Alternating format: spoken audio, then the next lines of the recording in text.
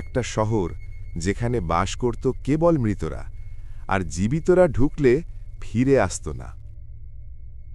প্রাচীন মিশরে ছিল এক রহস্যময় স্থান, নেক্রোপলিস, অর্থাৎ মৃতদের শহর। এখানে শুধু কবর নয়, ছিল পুরো এক জগৎ।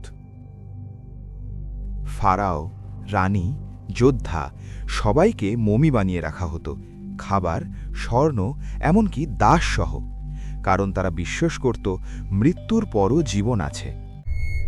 অনেকে বলে এই মৃতপুরীতে ঢুকে অদ্ভুত শব্দ, ছায়া আর অজানা অভিশাপ অনুভব করা যায়।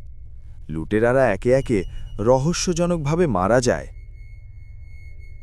এই কবরগুলো কি শুধুই ইতিহাস, নাকি আজও সেখানে আছে কিছু অজানা শক্তি? আপনি কি সাহস করতেন এই মৃতদের শহরে ঢুকতে? কমেন্টে লিখুন।